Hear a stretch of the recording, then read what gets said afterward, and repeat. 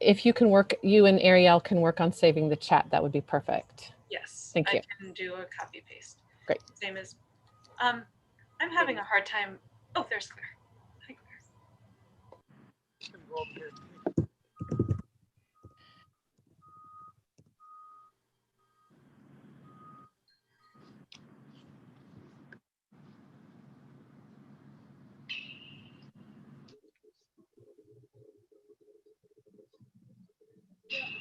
Something to write on, you should bring it.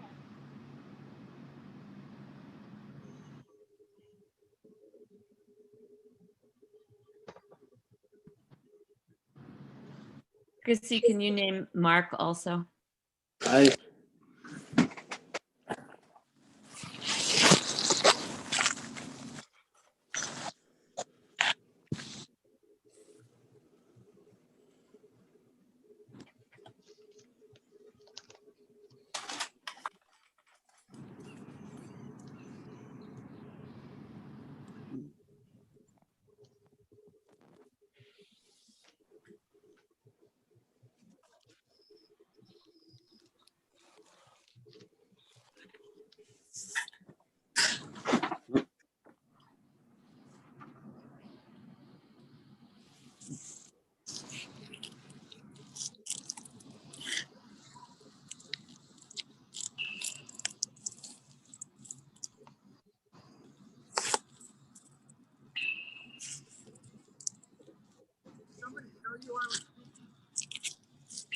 Yes.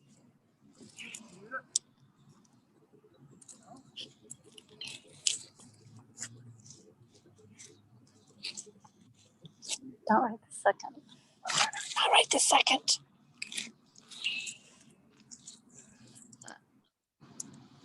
Did Ariel go live? Are we live now? I believe so. So can you begin with the slideshow then, right? Yep, we're live now. Please, that would be great. Okay. So good, begin the slideshow.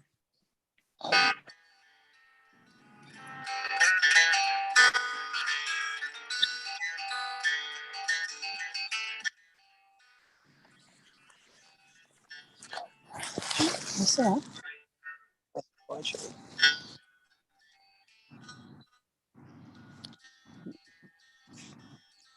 We're not seeing the, I the Zoom window won't go away.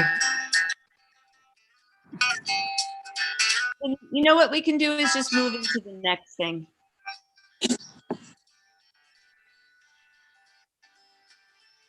And Chrissy's asking. Are you seeing it?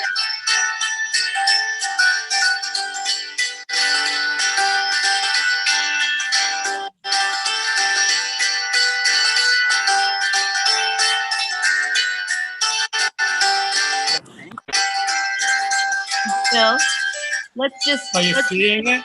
No, we are not seeing it. So unless you can fix it, then we'll just move right into the next thing. Do you think you can fix it? I lost the Zoom window too. So we can just stop it. And Lydia, then you could just introduce us.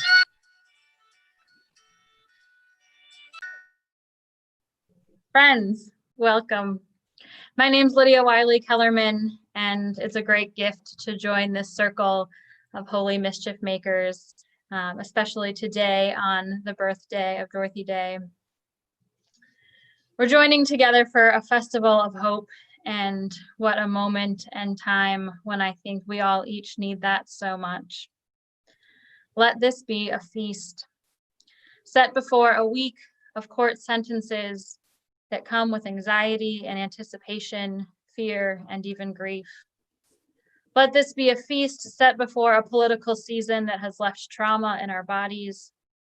Let it be a feast before a time when the election shows, if anything, that the triplets of evil, racism, militarism, and extreme materialism are alive and strong.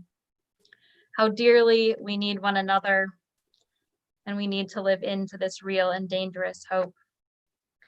We've set this up as a webinar today, so you'll see those who are speaking, but we don't get to see all of your beautiful faces. So please do use the chat box to say where you are and who you are, so that we can feel the great gathering that we have here together.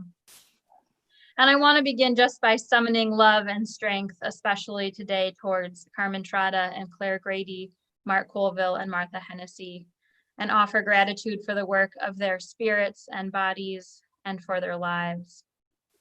This action began April 4th, 2018 with a beating heart, but it continues to breathe in mysterious ways. It breathes and has breathed in the courtrooms in Brunswick, Georgia. It breathes in the jail cell in Brunswick. It even breathes across remote video sentencing lines. Breathes at Mary House and Amistad and the Ithaca Catholic Workers. It breathes in all of our communities and all of our lives and in the generations to come. Let's feast on that. So I want to invite Jun-san Yasuda to open us with a Buddhist prayer. Jun-san is originally from Japan and is part of the Nipponzan Myohoji order and lives at the Grafton Peace Pagoda near Albany, New York. She's crossed the country 4 times on foot. She walks beating her drum while chanting a prayer for peace, a chant that she'll share with us today.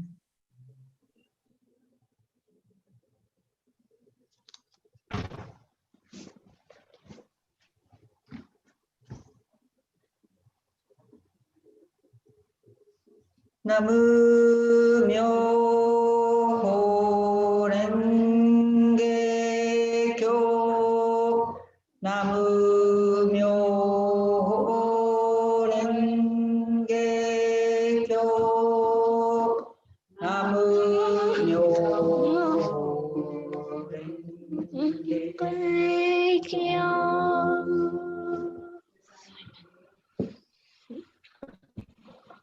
Thank you, Kings Bay Plowshares people.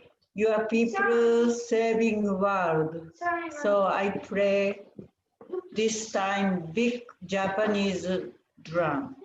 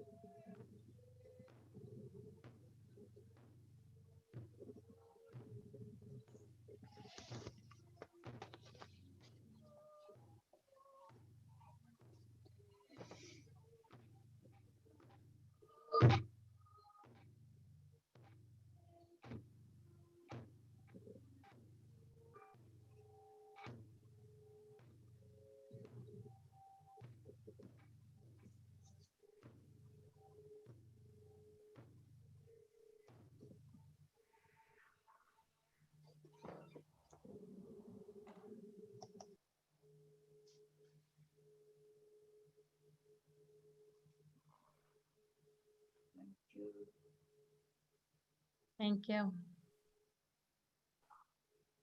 I want to introduce Jeannine Hill-Fletcher, who is a friend of Martha and Carmen in New York City. She's a professor of theology at Fordham University in the Bronx.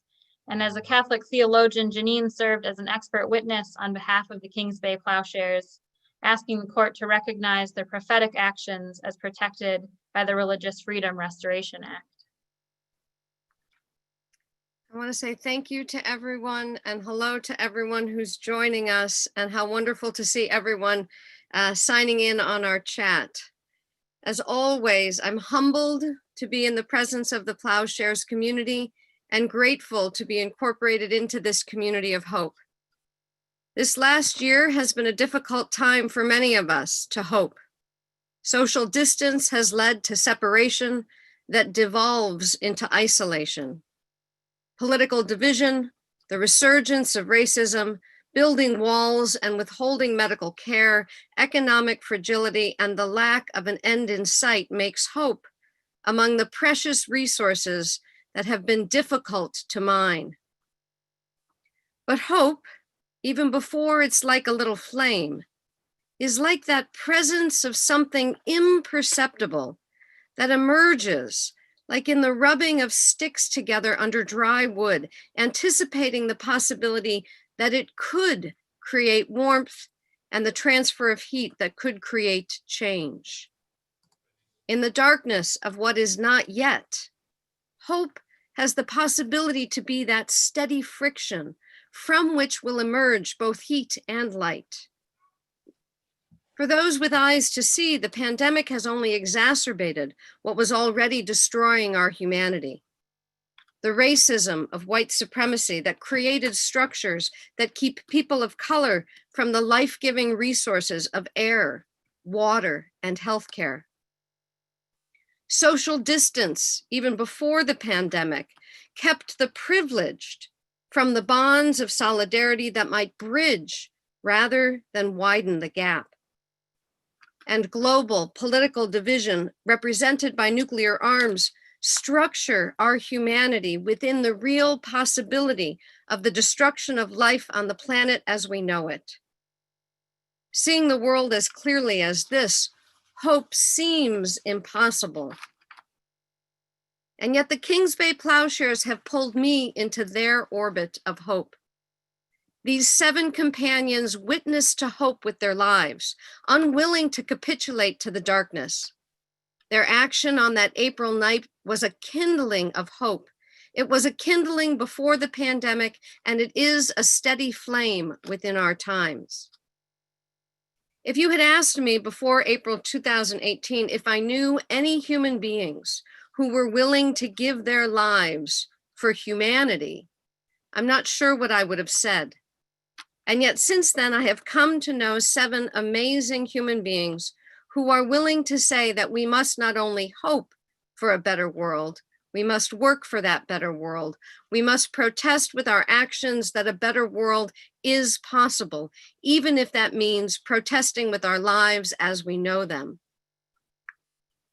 My gratitude to each and every one of the Kings Bay Plowshares, because you have been for me a sacrament of hope, making the divine presence a reality on that April night, through the court proceedings, to today, and together into our future.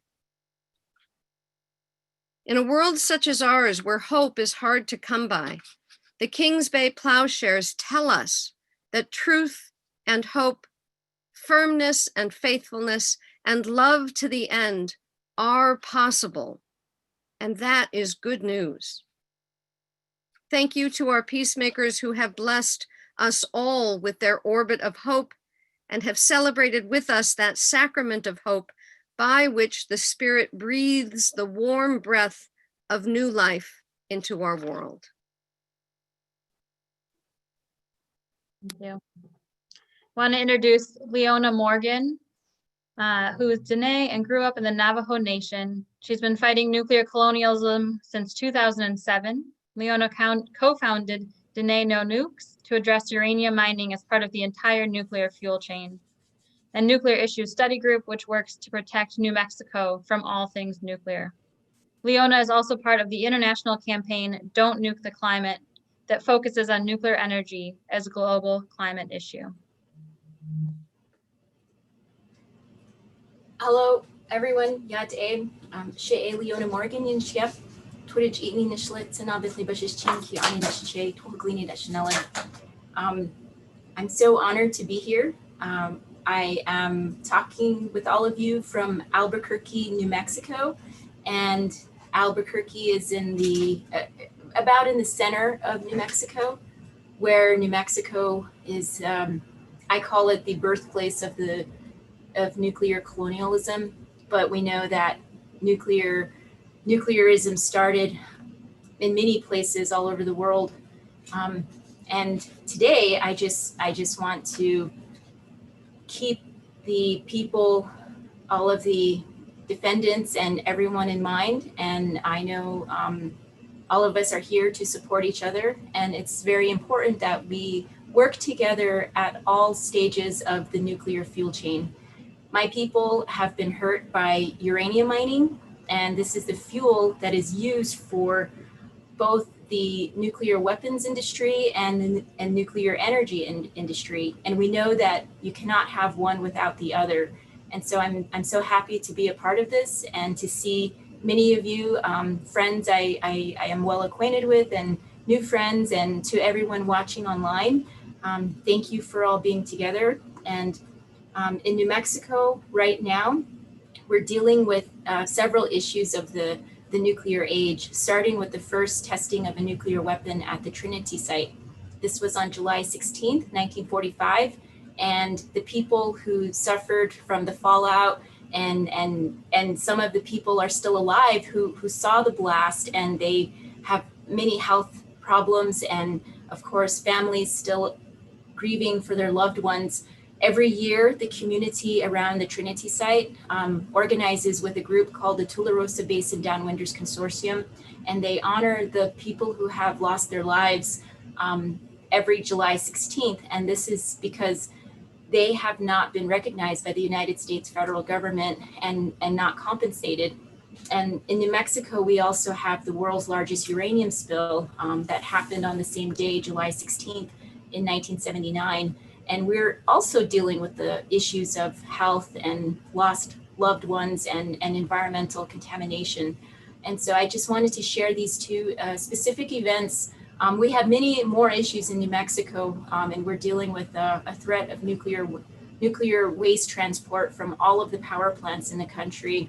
And so at this time, when the UN treaty has been ratified, I think it's a great, incredible feat. And we're talking the day after we know now that our administration in the United States is going to be changing. Things will be changing in the next few years, and I hope for the better.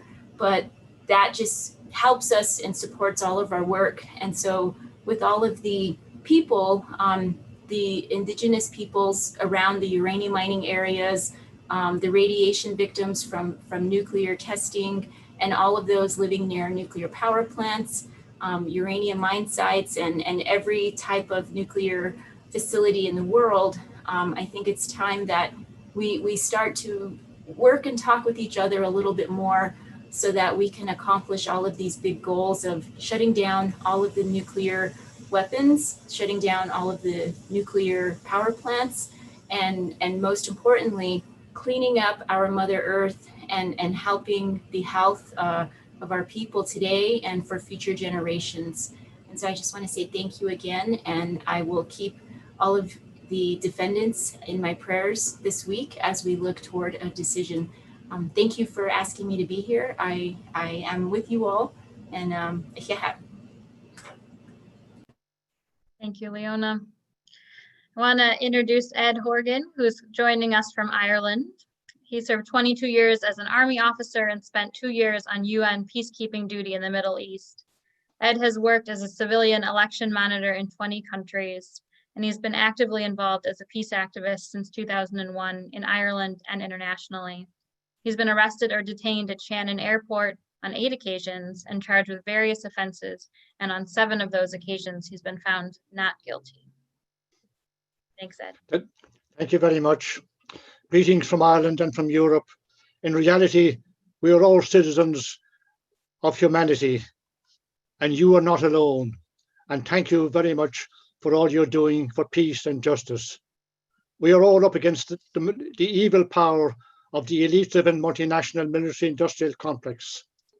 They will not be overcome by words alone.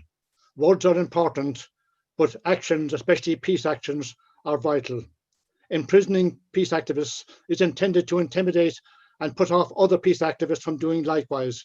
So it's vital that as many peace activists as possible carry out as many peace actions as possible to disrupt the aggressive actions of the warmongers.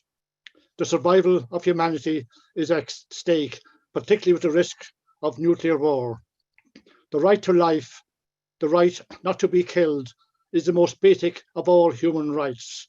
If you kill a person, you destroy all that person's human rights. Since the first Gulf War in '91, over 1 million children have died for war-related reasons across the Middle East.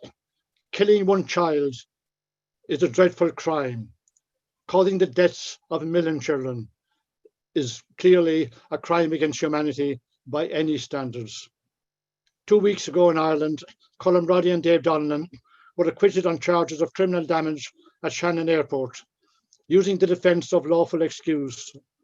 Over the next year or more, 4 other peace activists are on trial for very similar actions, including somebody called Edward Horgan and Dan Dowling, but also including 2 US members of Veterans for Peace, Tara Kauf from New York and Kenneth Myers from New Mexico. We are all likely to be found not guilty. But in many ways, being found guilty is also a victory. I have been brought before the courts on 6 or 7 separate trials, and I'm almost ashamed to admit that I've been found not guilty in all these trials so far. So I still have some work to do to get myself a conviction for peace, but I'm working on that, I assure you. We offer our solidarity and peace to Carmen Trotta, Clare Grady, Mark Colville, and Martha Hennessy, and to all good peace activists in the USA. But clearly, this needs to be not just a USA-based or Europe-based or even international-based.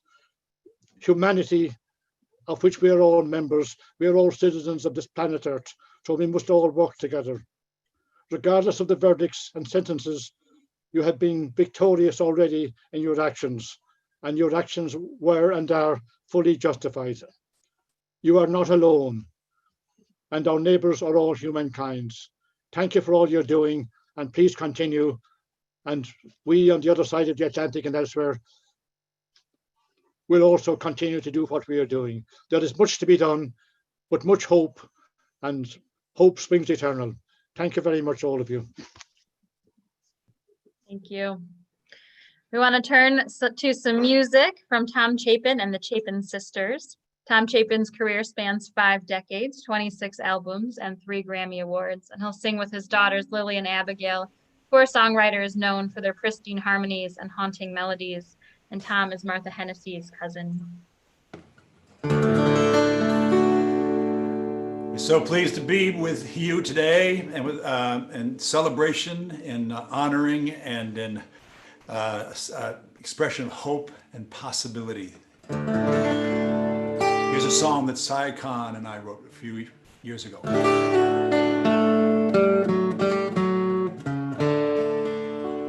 When times grow dark and life grows mean, the hardest times we've ever seen, when darkness overwhelms the dawn, can we find strength to carry on?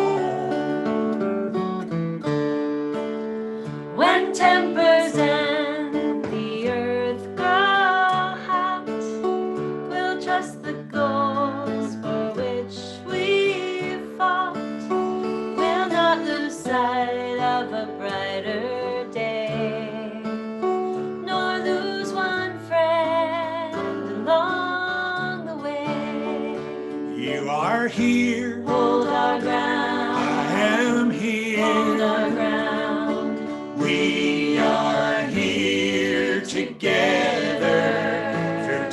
of strife, hold our ground. through times of fear, Hold our ground. we will hold our ground forever.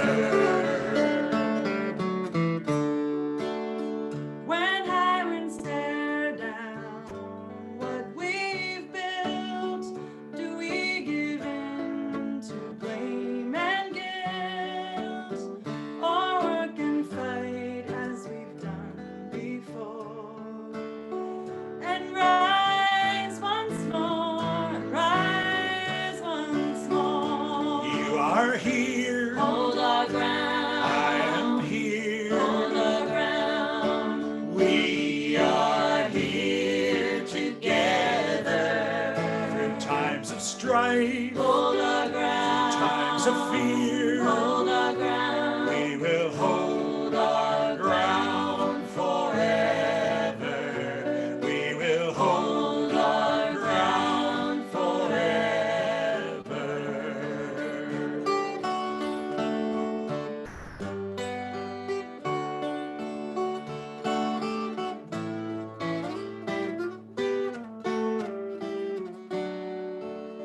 The common good is still our creed, to each according to their need. The oceans rise and high winds wail. Our quiet courage will prevail. You are here, I am here, we are here together. Through times of strife, through times of fear, we will hold our ground forever. We will hold our ground forever.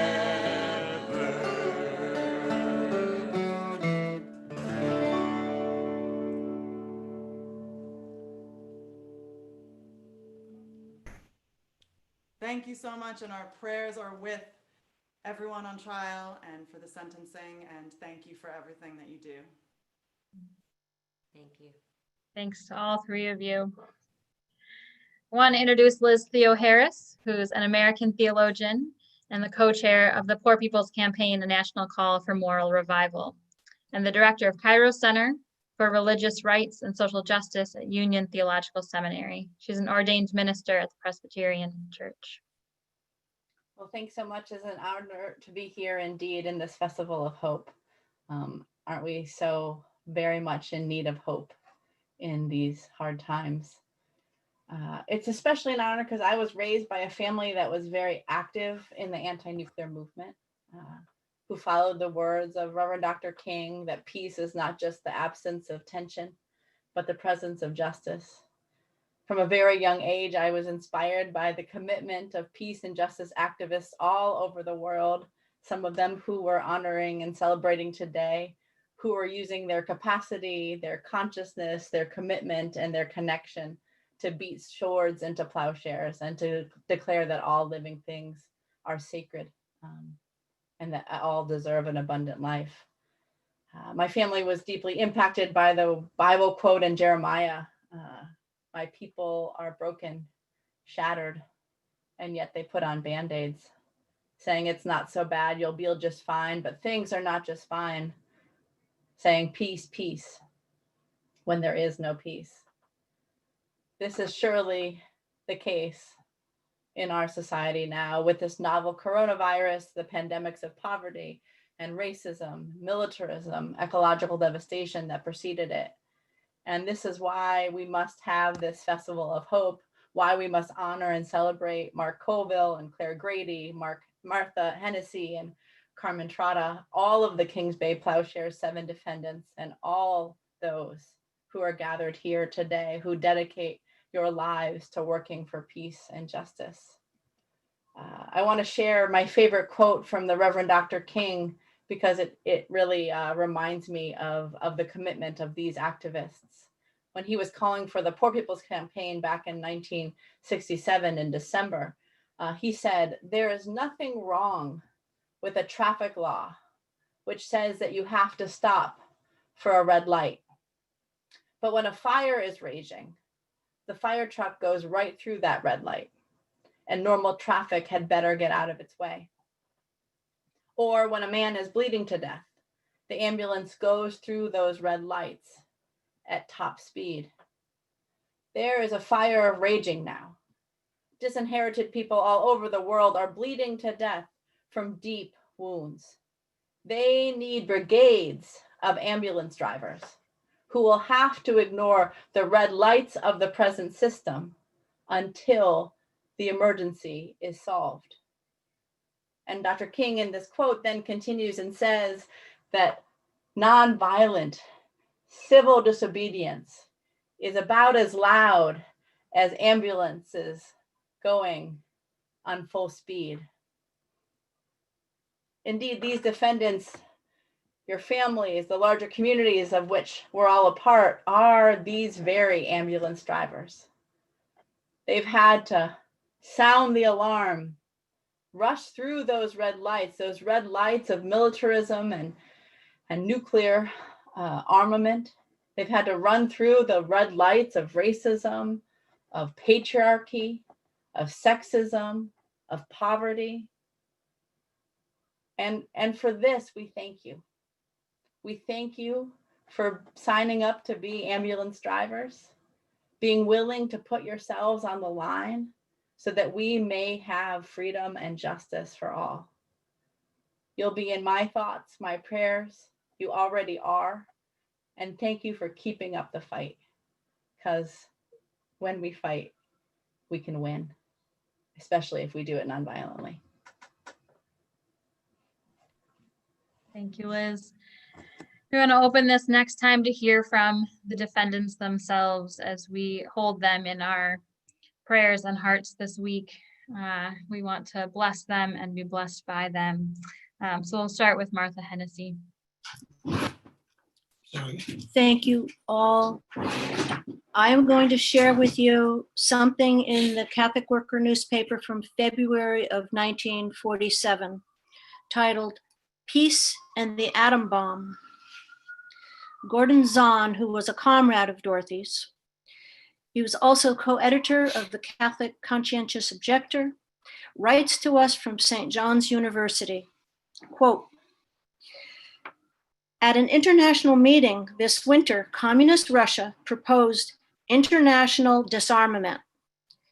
No prominent Catholic has rushed to support that proposal.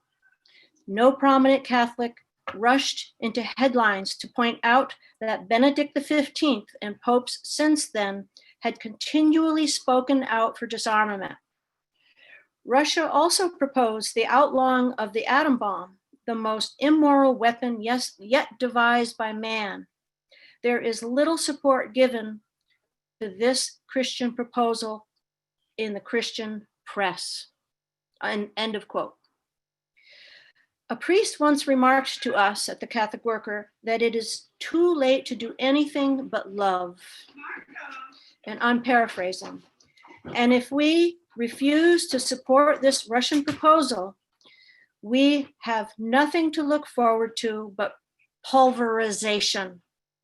All that we work for, the better life we would have for the workers, the establishment of an economy in conformity with Christian ethical teachings, all these things we had better forget, for it is too late if we must look for, if all that we are doing is looking for another war and the atom bomb and extinction. The Catholic press has become unbalanced on the whole subject of Russia. It has portrayed the Russian as a beast devoid of all honesty, never to be trusted. If we take the Russian proposal seriously and disarm, there will be nothing to fear. The Russians are still made in the image of God, and they will not attack an unarmed people. This is 1947. Russia has offered disarmament twice in history, and the United States has refused.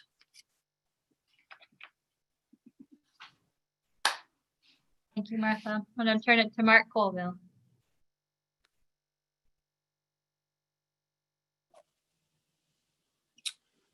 Hi, everybody. Thank you so much. Just seeing all the faces and hearing the words here, it keeps bringing up the Jesus's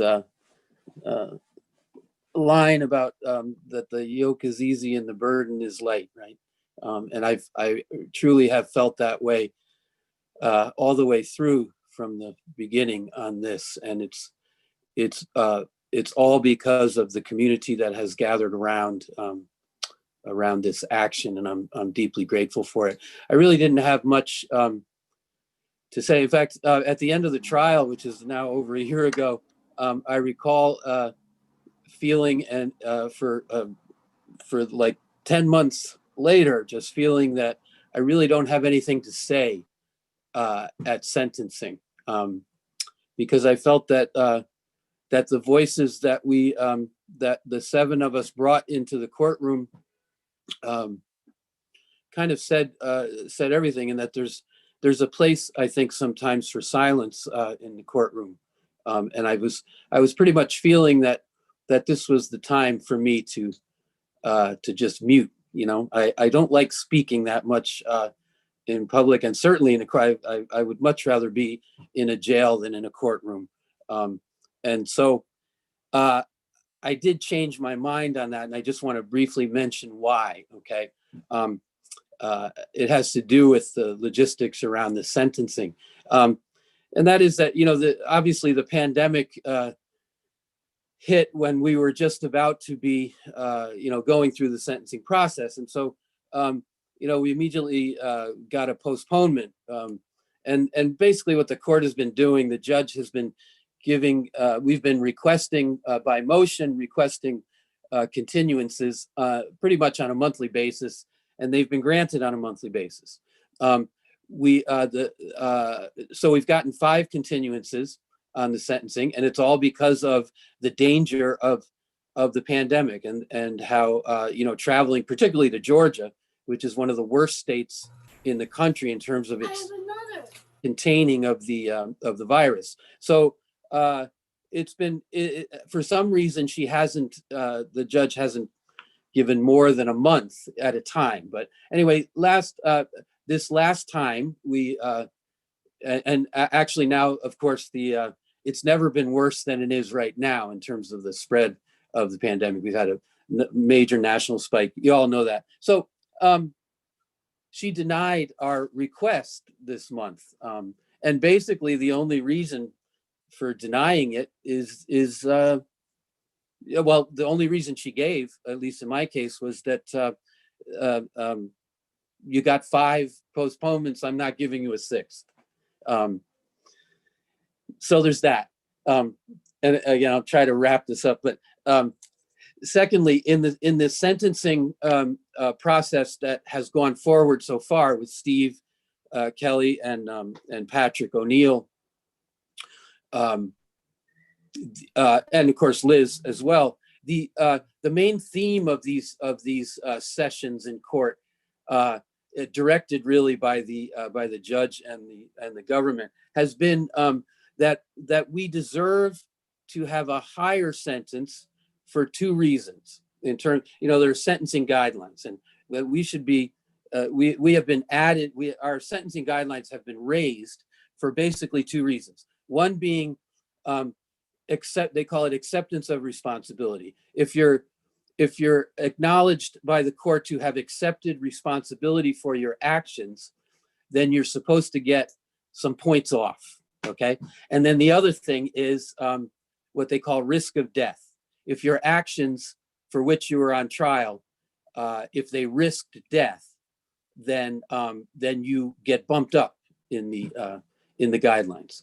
Okay. So they have refused to acknowledge acceptance of responsibility for all of us, and they have increased our guidelines based on that we have risked death. Of course, it's our own death, but apparently that doesn't matter much. Okay, so that's the context in which the 4 of us are going forward this week. Okay, so with that as a preface, I just want to tell you what my plan is. I'm not going to relinquish my right to be seen and sentenced in person before the judge. I refuse to do that. I also refuse to travel to Georgia next week or at any time until the state of Connecticut decides that it's safe. Right now, if I travel to Georgia, I would have to self-quarantine for 2 weeks coming back. And I would be advised not to travel to Georgia in the first place. And my work at home at the Catholic Worker obviously, involves a lot of person contact. And then I'm actually, my grandnephew, Alexander, just turned 13. He's in a dialysis clinic 3 times a week. And when the pandemic hit, we all decided, or the doctors actually asked us to designate one person to take him to the dialysis sessions in the interest of trying to, prevent the disease from, getting there. So I had, I was the one who basically had the time to do this. So I've been doing that all this time. I explained all this in a motion that was denied. We're resubmitting the motion on Monday. But the bottom line is that, and this really fits right in with, we're talking about acceptance of responsibility and risk of death. It's almost like they're mocking us. When you see the conduct of this court, they refuse to let the law be applied beyond the fence that we entered, beyond that gate that we broke into to get into that base. The judge has there was a decision in place before this trial started, and the law was cut and pasted around that decision. And that decision basically was that nuclear weapons, legality of nuclear weapons is not to be questioned. And so that's been the conduct of the whole trial. And now we come to sentencing, and they actually want to, it's so cynical, risk of death and acceptance of responsibility.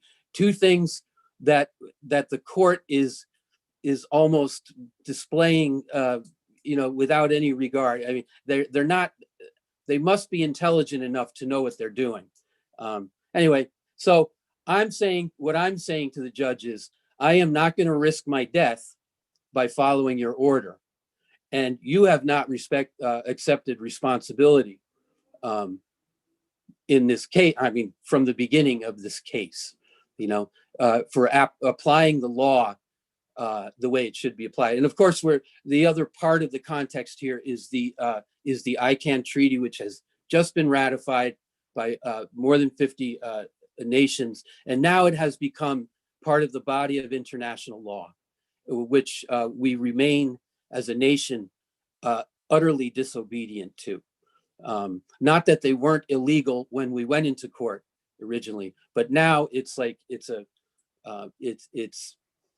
international piece of law that is direct and clear. So I plan to, I'm not going anywhere. I'm not going underground. I'm going to stay here and do my work and say my prayers. And I expect that at some point, if the judge doesn't change her mind, that the men in suits will show up and take me away. I'm doing this because the choices available are not acceptable to me. And I believe nonviolent action is about win-win, it's about getting a win-win situation. And to me, this is exactly what this is, because it needs to be said. I have obviously a national and an international circle of community behind me. So I'm going to disappear into the system possibly for a bit. But there's little question that I will surface. And let's think about all of the people from our neighborhoods in which we're sitting right now who don't have that privilege, okay? So among the 7 of us, to me, it's clear that this needs to be, this witness needs to be made. I think we have consensus on that as a community, the 7 of us.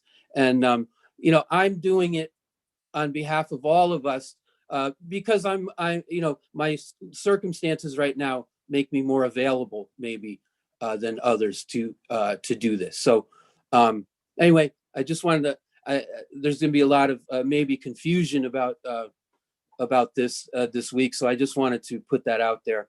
And I sorry, I rambled on a bit. This story became a little more complicated than I thought. But thank you.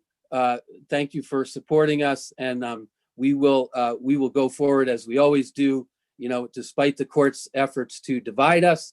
You know, we go forward in unity and in peace, and, you know, and offering a hand of friendship to all of the court members. So thank you very much, and blessing to everybody. Thank you, Mark. Pass it to Clare Grady.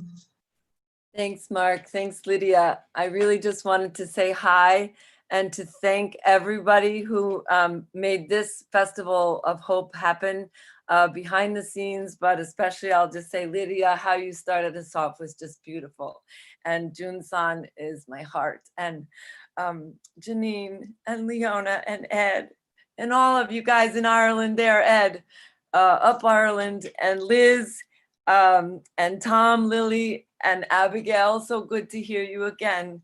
And yeah, I do want to say one little thing. Strangely, a quote came across my email, one of that probably a lot of people are familiar with, but I'd never heard it so clearly. It's a George Orwell quote: "If liberty means anything at all, it means the right to tell people what they do not want to hear." And I was feeling especially challenged as I prepare my remarks for sentencing, being advised by the lawyers of how any false move could cost me months or years, you know, like, or whatever time in prison. And isn't that an interesting coercive situation, right? But at the same time, how, as Mark was just saying, how privileged I am in this situation that I chose to and welcome this this experiment into my life, right? This encounter with the powers into my life, and one of the things that has sustained us from the beginning of our process until now is a Lectio practice, sharing the daily mass readings, and it really changes how I read that good news liberation story, where my geography is. So as always, I learn from where my body is, and when I'm with community, and all the words that have been shared today keep us going on that, with all that. And yeah, lot more love and a lot less fear. That's what we're looking for. Thank you, and God bless everybody. Thank you, Claire. And Carmen Trotta.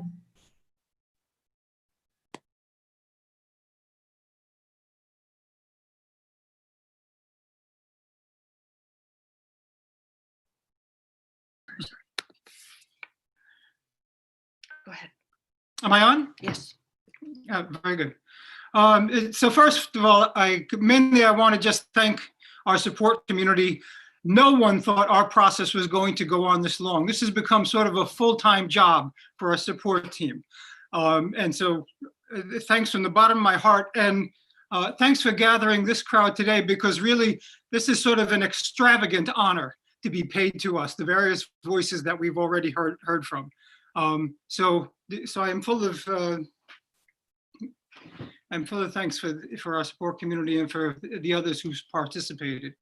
You want to read something from Ray? Yeah. I also want to say something else. Forgive me.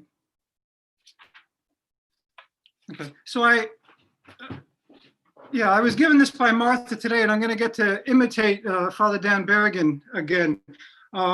This is from Ray McGovern. He recently texted this to Martha.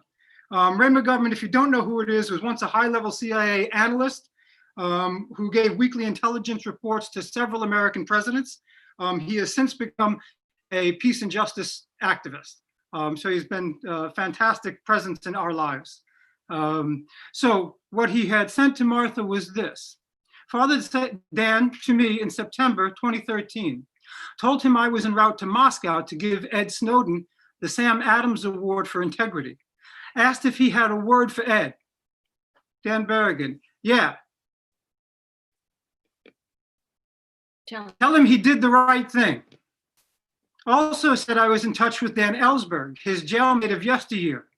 Tell him he did the right thing too. That was Dan's immediately reply. Martha, I'm 100% sure Father Dan, as well as Granny, could tell you and yours 6 fellow prophets, you did the right thing. Just wanted to share that with the group. Thank you all. Thank you, Carmen. We'll pass it to Patrick O'Neill, who's defendant who's most recently been sentenced. Hi, everybody. Nice to be with you. This Zoom is pretty tricky for me. It took me 15 minutes to realize that Ralph Hutchinson wasn't really holding that pose. It was just a picture of him. I know you're hearing that, Ralph, but you have that nice smile on your face. How is he staying so still? And how are all those people behind Marion staying so still too? Anyway, thank you. I am a father of 8 children. I'm calling from the Father Charlie Mulholland Catholic Worker House in Garner, North Carolina, which is just 5 miles from the state capital in Raleigh. Our state did not go with Biden, by the way. One of the hanging chads that decided to go with Trump. But anyway, we're rejoicing anyway, saying adios to Donald Trump. Although, if you read Maggie Haberman's column in the New York Times, she's predicting he'll announce this week that he's running in 2024, so he can raise a lot of money and keep traveling around. So we're asking us for 4 more years, hoping to get reelected. Also, he has 88 million Twitter followers, so she thinks every Republican's going to have to come begging at his, kneeling at the throne of Trump to get any way to get elected in this country. She says he still has all the power, but we'll see. We'll see. And also, I want to say too, as everybody has said, I just feel so honored to look at all these faces of all of you wonderful people, many of whom I've met, although not all of whom I've met. And I'm just gratified to work together. As Carmen said, for 2.5 years, it's been a full-time job for our support people and doing this. Also, I want to say that if only I had the wisdom of Jeannine Hill-Fletcher, I would be as lucky as Edward Horgan and get acquitted. It would have worked, but it didn't, and that's fine too. So, as probably most of you know, I was sentenced a couple of weeks ago on October 16th, and to 14 months in federal prison. I have received notification from the Bureau of Prisons that they are sending me to a prison in northeastern Ohio. It's actually north of Pittsburgh, which is about 550 miles from my home. So it's going to be quite an inconvenience for my family to travel to come see me. So we'll see what happens. I'm appealing that through my congressman, who happens to be a graduate of Duke Divinity School. He's a nice guy, so he might have some pull. Maybe I'll get to stay closer to home. But it kind of follows a pattern. My last 2 federal prison sentences were in Atlanta and Pensacola, Florida, so I'm not all that surprised to be being shipped off to Ohio. But anyway, wherever it is, that's fine too. I'll make friends. I guess the only thing I want to say is, what I've said to our judge and to the 2 magistrates we've had in our case is that, especially after 9/11, but for a lot longer than that, our nation has ceased to be a democracy. Really, we have no checks and balances in government anymore. The war on terror, the endless war on terror, has been waged during the entire lives of 5 of my children. They've only known an unending war, my 5 youngest children. And I said this to the judge. I said, the War Appropriations Act, which passed a couple of months ago, right in the middle of the pandemic, $740 billion was approved in the Senate, the very divided Senate where Republicans and Democrats can't agree on anything, was approved 86 to 14. 86 votes to 14 votes. Only 9 Democrats, 4 Republicans, and Bernie opposed a $740 billion appropriation for totally useless products, for totally useless missions, for people planning the end of the world. While we're zooming here talking about peace and how to get rid of nuclear weapons, they're gathered around conference tables at the Pentagon in Washington, D.C., talking about how to end the human experiment. Somehow we've got to convince people of the urgency of the matter. As we heard a reading earlier today where I think it was probably Lydia who said, the notion of what the time is now, what we have to do, what's the fire that has to be put out. And here we are faced with this 86 senators, all of them bought and sold. All of them have sold their souls to the military-industrial complex. And they're all voting for, they're all voting for an appropriation because they've all been paid to vote for that appropriation. The military-industrial complex doesn't care who it gives its money to. They're as happy as could be to give it to Mitch McConnell as they are to Bernie Sanders. Whoever's going to vote is who's going to get the money. This has nothing to do with any political affiliation. There's really no difference between Democrats and Republicans. That's why we don't have a democracy. But in addition to that, through educating people about the things that we all know, we have to figure out a way to convince parents to stop allowing their children to go off to war. There's something strange that happens, and any of you who are parents know the bond between a mother and a child is the most incredible. It's the most incredible thing I've ever known as a human. See my wife, who's been pregnant for 6 years, nursing babies for 15 years, but to see the bond between a mother and child, and to somehow try to figure out, to make sure our kids get the best medical care. They go in car seats. We feed them organic food. We care for them in every way. We bond with them in every way. And then they go off to high school and they meet those military recruiters. And the military recruiters convince them that it's an honorable thing, a heroic thing to go off to war, to kill and to be killed.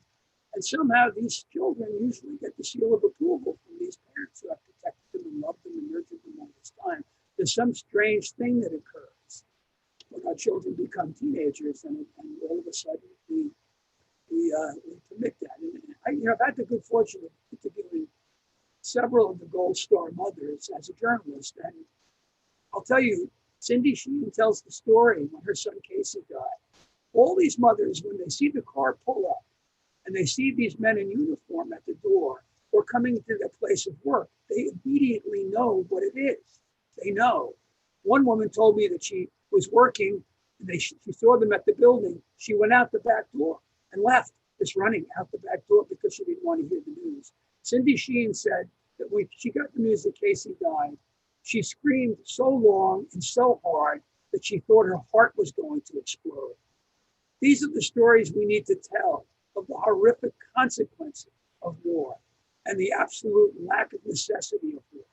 And how we have to turn our backs on war. So my hope is that, all of us working in different ways, and everybody's spoken about that today, the little ways that we all work, and some people doing some pretty incredible things, way more incredible than I, are doing great things. And also, the last thing I want to say is that, there's been a lot of mourning for us. Claire and Martha and Carmen and Steve and Liz and I, they're just people saying, oh, this is such a great sacrifice. And I always like to remind people when Phil Berrigan was asked by a journalist from the Orlando Sentinel how much of his marriage he and Liz had spent separated by jail or prison. Phil estimated about half. Now, you remember when Phil died in 2002, he'd spent 11 years in jail and prison, pretty significant amount of time.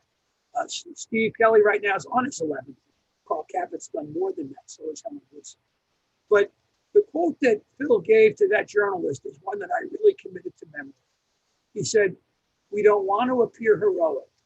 The sacrifices which people make for war every day are far more grievous than what we have done." Thank you. Thank you, Patrick. Today is Dorothy Day's 123rd birthday. And it seems right that as Martha is preparing for sentencing, that we think about Dorothy's witness against nuclear weapons. And so if we can figure out the technology, we've got a 3-minute clip from the Revolution of the Heart documentary that was on PBS recently.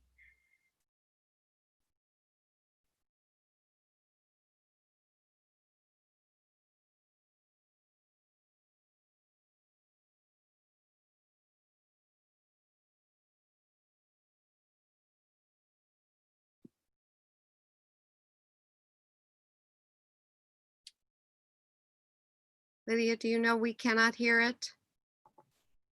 Yes, I do.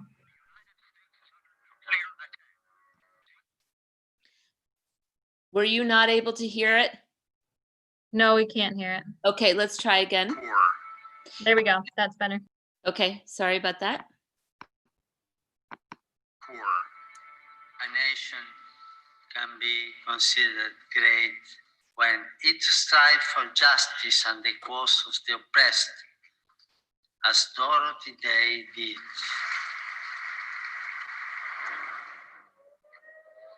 Attention, attention. This is an official civil defense warning. This is not a test. The United States is under nuclear attack. Covering immediately area fallout shelter. Through the 50s and early 60s, they would have these air raid sirens go off, and we would have to clear the streets or hide under our desks or go into the designated civil defense shelters. And in New York, that included the subway. They were designated shelters. It's a bomb. Duck and cover. And that is when they would choose to demonstrate. We all know the atomic bomb is very dangerous. We must be ready every day, all the time, to do the right thing if the atomic bomb explodes. This family knows what to do. There's no way on earth that New York City had ever suffered a direct hit of a nuclear weapon. There's no way on earth that anybody would have survived in or out of those air raid shelters. What these air raid drills were doing was actually anesthetizing people to the true horror of what's happening here. She wanted to point out how ludicrous all of this was and saying, first of all, as an American citizen, I have a duty and a right to be civilly disobedient. And she always did it respectfully. She would call the police and say, we're going to be in Union Square Park, or we're going to be in this park, so you can come and arrest us, At a time of the Great Communist Scare, when Catholics in particular wanted to be seen as patriotic anti-communists, Dorothy Day's Catholic worker movement created acts of public disobedience. Over decades, the Catholic worker movement had evolved from direct care for the poor to public protest on a host of issues. Certainly in the 1950s, when she was going to jail protesting civil defense drills, the number of Catholics in America who really believed that civil defense and preparing for nuclear war was a crime against God and humanity, they could pretty much fit in this one police bag. No bishops supported her at the time. It was just kind of shocking and embarrassing. But there was always allowance for the idea, well, Dorothy is this outlier. She's kind of a holy fool. Each year, the Catholic workers protested the drills. Each year, their numbers grew, and each year, they were arrested, until finally in 1961, the drills ended.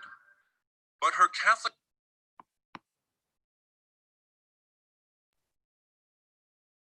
Thanks, and we'll pass it on to some more musical gifts from Rosie Newton, who plays a wide range of musical styles from Irish and old time to country and pop. And she currently performs in a duo with Richie Stearns and plays with the band Rose and Bros. All right, hold on one second. Start video. Hi there. My baby just woke up from a nap, just this very moment. Hi, I'm Rosie, and this is my husband, Paul. I'm Paul. How's everybody doing? We live in Ithaca, New York, and Ellen Grady asked us to play a song. I'm so thankful to be a part of this, and it's been really educational and just really great to hear you all talking. And we'd like to share a song. It's a gospel song, and it's called "It's Me Again, Lord." And yeah.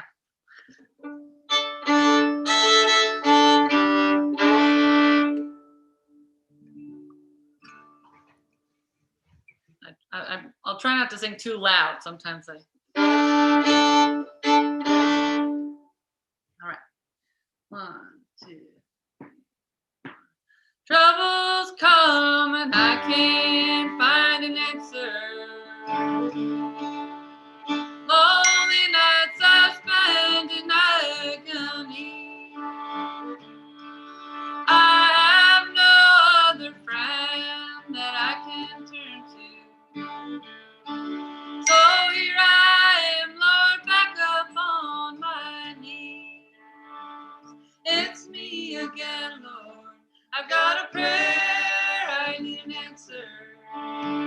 It's me again, Lord. I've got a problem I can't solve. Now I don't mean to worry you, but here I am facing something new, and I need help that only comes from you. It's me again, Lord.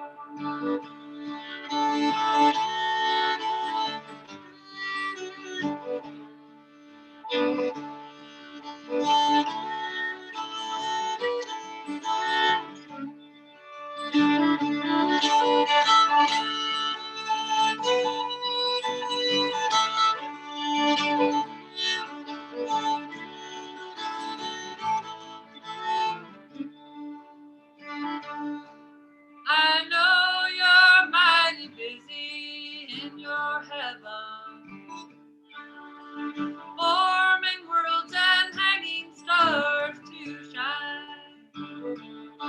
But you promised if I'd ask that I could see thee. So here I am, Lord, asking one more time. It's me again, Lord. I've got a prayer, I need an answer. It's me again, Lord. I've got a problem I can't solve. Now I don't mean to worry you, but here I am facing something new, and I need help that only comes from you. It's me again, Lord. Let's play it again.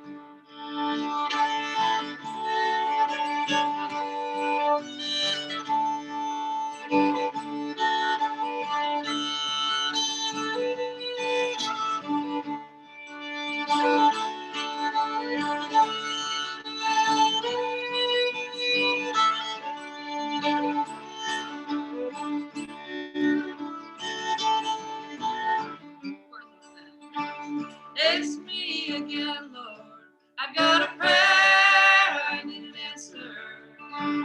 It's me again, Lord.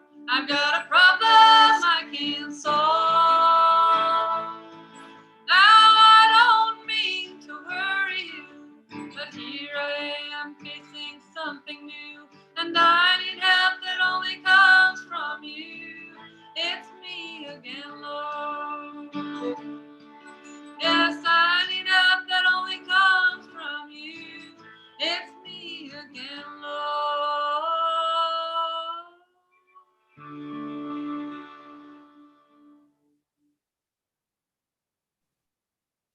Thank you both. Thank you, Claire, Ellen. Thank you so much. We love you. I'm going to turn it to Marion Kuepker, who is a peace referent from the German branch of Fellowship of Reconciliation on the issues of nuclear weapons. She's the spokesperson for the German campaign Buchel is Everywhere, Nuclear Weapons Free Now, which represents over 70 organizations and peace groups. Yeah, hello everybody. I'm speaking here from Hamburg, Germany. It's 11:10 p.m. Okay, and I like to send you best wishes from the German peace movement and anti-nuclear movement, and also to the Kings Bay activists who are not all with us right now. Yeah, just want to give you a short overview about what's going on in Germany and Europe with US nuclear bombs. We have in 5 different countries, about 160 of these bombs in Belgium, Holland, Italy, Turkey, and Germany. Here we have on a German base under the NATO nuclear sharing agreement about 20 US bombs, each one about 10 times the explosive power of the Hiroshima bomb. Yeah, and we have a German-wide campaign from more than 70 organizations or groups, and we want to get rid of them. We want the US government to take them back and dismantle them. And we don't want the modernization or new uprising, the B-61-12 bomb. I guess you know about these. And we want our country to sign and ratify the new treaty. which no NATO country has done so far. So over the last years, we had, actually we had 4 international delegations, and more than 30 US activists were coming to our protest in Germany. And in 2017, for example, there was also Adet Platte, which you know. So, and more than 100 people joined go-in actions, trespassing actions, and 27 of them are having trials. Some already had the appeal trials. And basically, some go for vigils into prison because we are a bit luckier than you are, because we only have to pay a certain amount of money. But for the people who don't want to pay, they want to go to prison in a vigil. And some others, they make complaints to the Constitutional Court because we are upholding here international law. These US nuclear weapons are illegal under all kinds of treaties and international laws. And yeah, international law is above our German law. And so far, even some complaints were rejected by the highest court. So after that, we are even planning to go to the European Court on Human Rights. So that's our campaign, how it looks like. Right now, we are also happy for you, and hopefully also for us, that you have another president than Trump. And we in Germany have our next election next year in autumn. And so far we are having, we had done so well lobby work over the last 2 years that more than 500 parliamentarians from all different kinds of organizations, they do want our government to sign on to ratify the treaty. So the leader of our Democratic Party actually wants to make this to the main topic in the election, in the upcoming election. So we are hoping that, yeah, your Democratic Party leaders are hopefully joining in that, because we feel really threatened here again with, with the new doctrine we are having, NATO doctrine, for example. There's this first use option in it. And since Trump, since 2 years, there's also a doctrine in it which suggests to use small nuclear weapons in a conventional war. And we have all these NATO exercises here, nuclear exercises close to the Russian border. So it's something we don't need. And what we also don't need is wasting billions of money in the climate crisis, where this money is being better used. So, for example, all of the countries who have US nuclear weapons have plans to buy US fighters to carry these bombs. For example, Germany wants the 818 from Boeing, the fighter jet, and which cost us 12 billion. And the other thing is also that already with the existing planes, each hour the plane is being in use, it uses up 12 tons of CO2 and for nothing. So I guess, yeah, and that's another thing we are very glad about, that the climate deniers are actually not in the government in your country anymore.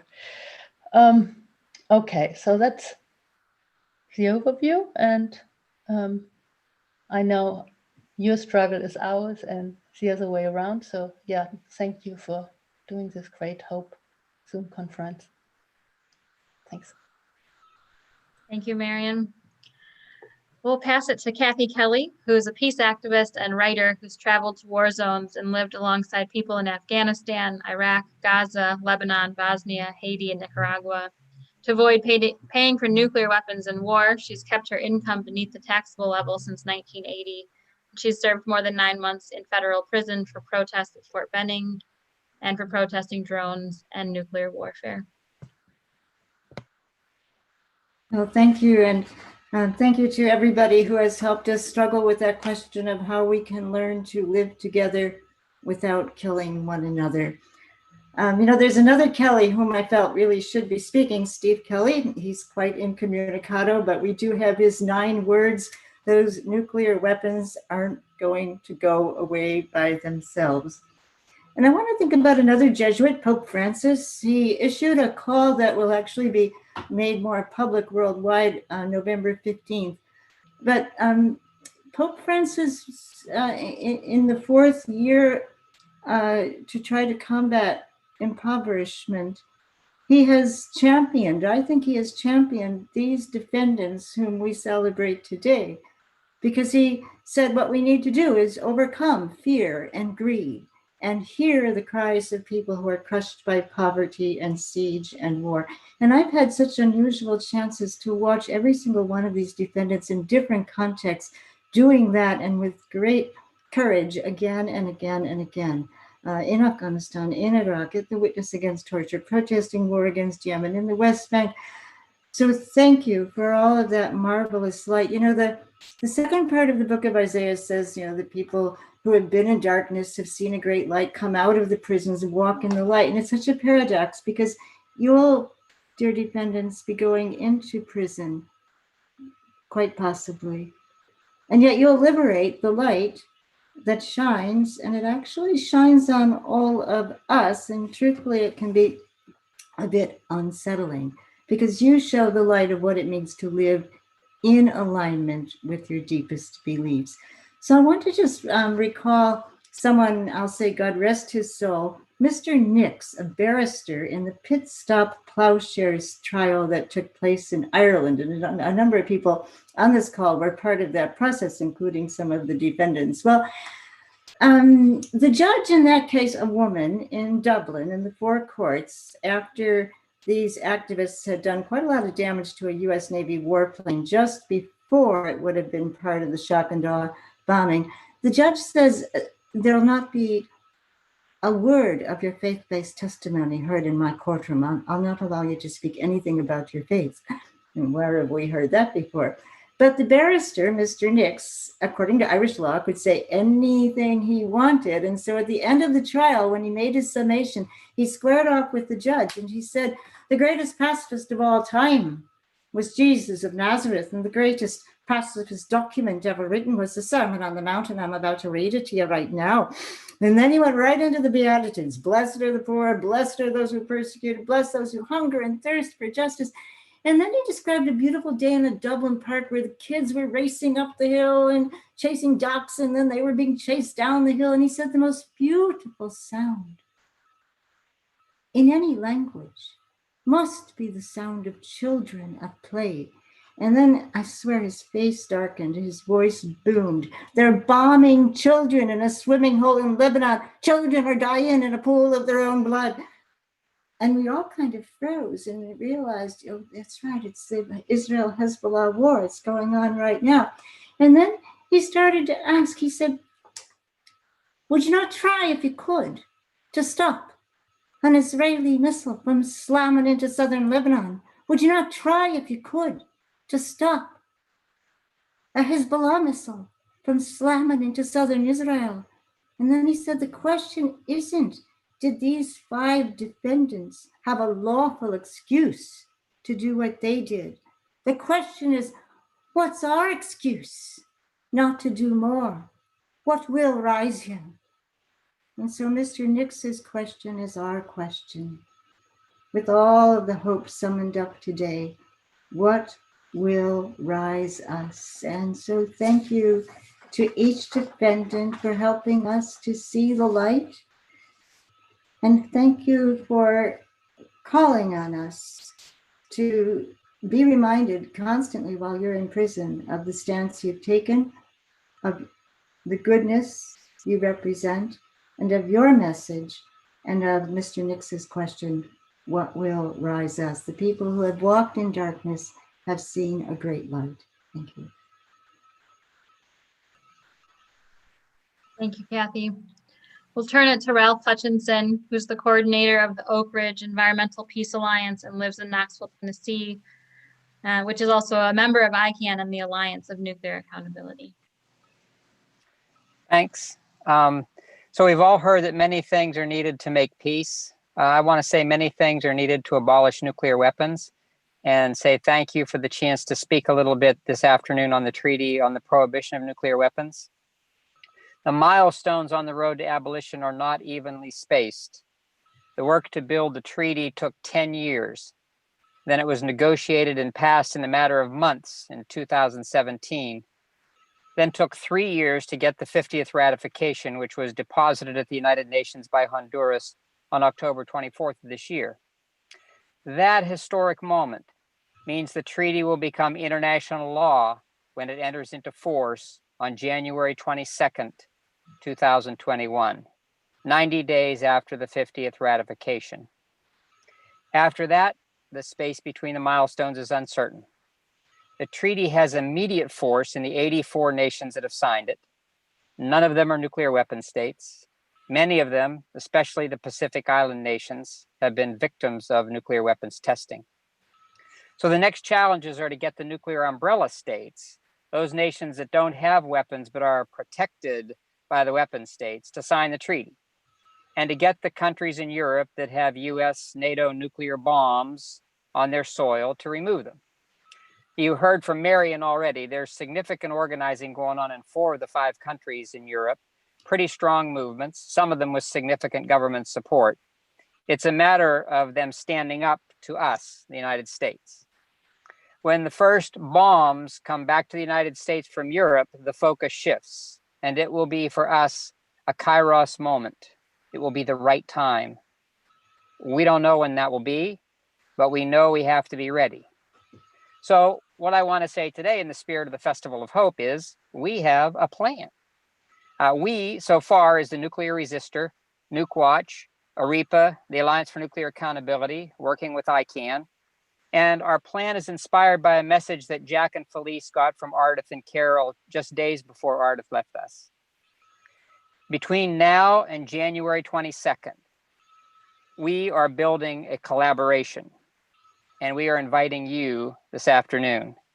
We're planning a series of Zoom meetings to share information about what you can do on the 22nd, no matter where you are, no matter if you're one person or a group. We're providing templates for banners and posters, suggestions for places to go and things to do.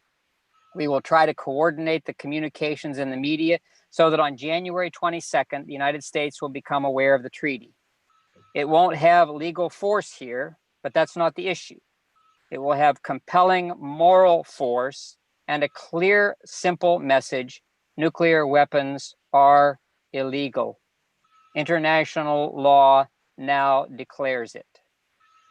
In the process of organizing for January 22nd, we also hope to lay the groundwork for a more enduring collaboration, to have a mechanism so that we can support each other as we do actions, as we press Congress, as we get cities to pass the nuclear-free resolutions, as we push banks to divest and schools to divest, all of it building grassroots support for the moment when the United States has to make a decision. These are historic times. As Beatrice Finn says, this is the only treaty we will ever have. There won't be another treaty on the prohibition of nuclear weapons. But there are also times of great hope and possibility. And I am inspired and motivated by Setsuko Thurlow's declaration: this treaty is the beginning of the end of nuclear weapons. Hopefully in the chat, while I've been talking, Felice Cohen-Joppa has been posting some places for you to go to get more information about this collaboration, to get an invitation to our Zooms.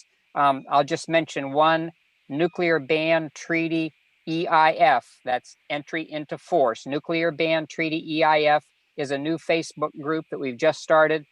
Please join us on Facebook. With that, I will say blessings on the defendants. You will be in our hearts and in our prayers, and we will hold you in the light this week. Thank you, Ralph. We'll move towards closing from Father Ben Jimenez, who's a Jesuit priest and a parochial vicar at the St. Augustine Catholic Church in Cleveland, Ohio, and a practitioner of nonviolence, having served time in federal prison for resistance to the School of the Americas.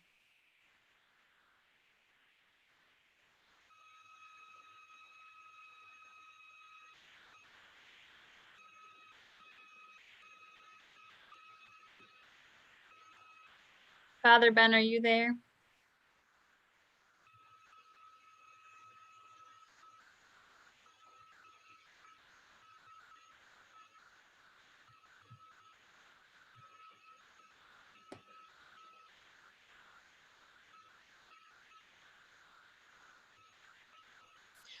We should just see if the tech people are helping Ben. He's on mute. Yeah, it looks like he's on mute and we have no camera. Are the tech people, Chrissy or Ariel, are you able to help or give us a clue?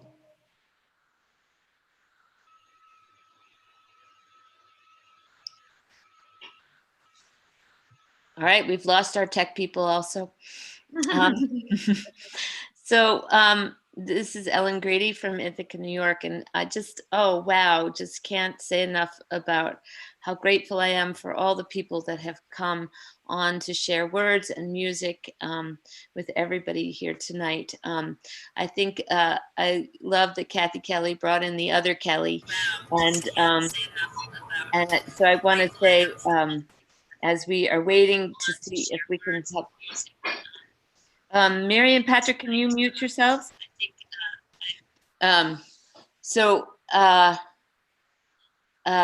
Anyway, just as we are here and waiting for Father Ben to come on, just remembering Steve Kelly there in the Brunswick County Jail. And right now, legally, he's waiting to hear when he'll be transported out to the state of Washington to stand before the court there, and for another case where he was resisting Trident. He's very consistent in his resistance. So keep him in your prayers, keep writing to him if you're able. And then also Liz, we are not seeing Liz's picture on the panel either because she is not being sentenced. She's already been sentenced. She already served her 18 months in the county jail. Amazing and phenomenal. But Liz is here, and in the chat is her address if anybody is interested and able to write to Liz. She's very much a part of this community still, and we're just not seeing her image, and we're still not seeing Father Ben. So I'm wondering if he is unmuted. Are you there? Can you hear me? Oh, yes. Great. Okay, I'll stop talking now. Okay, I can hear you. Can you hear me? Yes. Okay.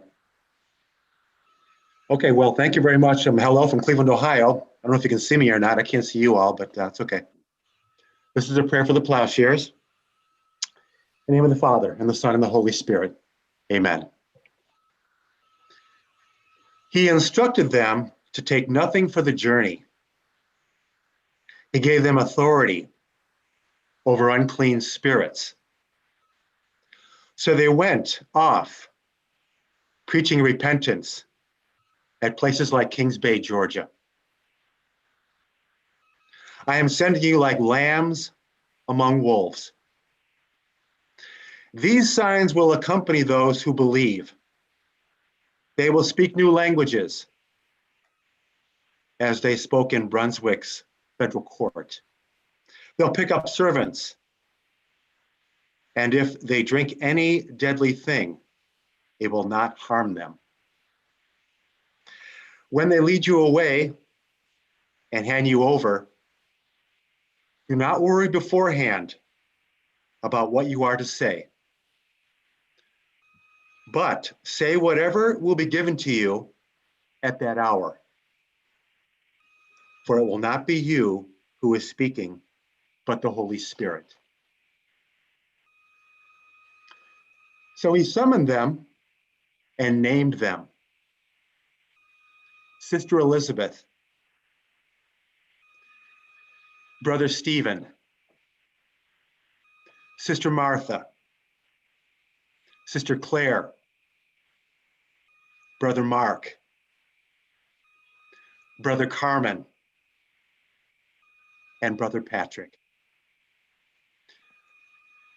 Lord, we ask your blessings on our brothers and sisters, your righteous disciples, as they go forth now to preach your repentance. In the name of the Father, and the Son, and the Holy Spirit. Amen. Thank you, brothers and sisters. Amen. Thank you all. And I'm mindful of Claire's words about how important it is where we put our bodies. And I'm just feeling so much right now that I wish that we were wrapping our bodies around you, and that this week we could lay hands on all four of you and pack your courtrooms with our bodies. And we ache for the time when we can do that again. And until then, we're holding you with so much love and gratitude and keeping putting our bodies into the struggle. So thank you all for this space and for all the ways that we'll hold one another this week. Keep running red lights and doing the right thing. Amen. Thank you, Lydia. Thank you, everyone. This concludes our time together. Thank you, Lydia. Well done. Thank you. Wow. Great to see you, Jeannine. Thank you all. Thank you. Blessings. Good night, Ed. Thank you, Edward. God bless you. Good to be together. Yes. How many people were there? Thank you to all the international and all the people. Leona, thank you so much. It was so good. Can I ask a favor? If people can turn on their cameras, and I would like to take a screenshot, a group picture. Is that okay? Get your mug up there. Okay, and on three, maybe we can say peace. I don't know. Yeah. 1, 2, 3. Peace. Peace. Okay, I will send to the organizers. Thank you. Thank you. Thank you. Take care. God bless. Yay.